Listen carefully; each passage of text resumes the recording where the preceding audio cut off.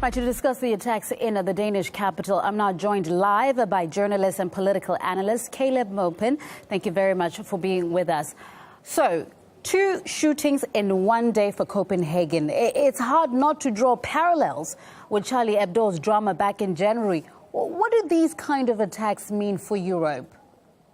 Well, if you look at what's happened, the Danish government, just like the French government, have aligned themselves with religious extremists, Takfiri religious extremists in Syria, and have essentially been facilitating a campaign of extremist religious-based violence against the Syrian government. And they have worked with these forces and done everything they can to kind of build up these extremist religious elements.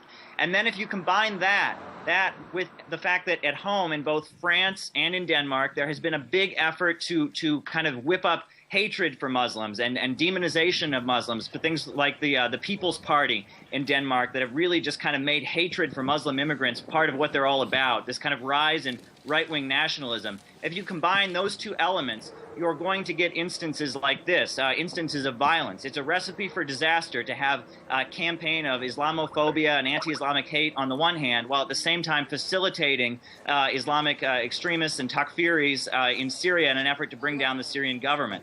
It's a recipe for disaster, and that's what we're seeing playing out. So let me ask you this then. Can we say that this is a terrorist attack?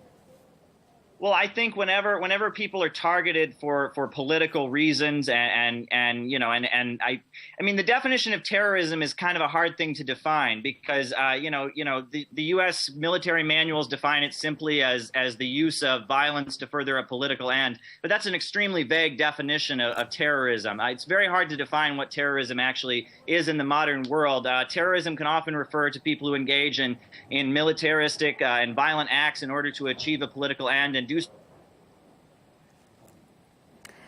We seem to have lost Caleb Maupin there, who's a journalist and political analyst based in Denmark, just giving us his thoughts about the story we're following. We'll be bringing you more expertise from other analysts as the story unfolds. Thank you to him.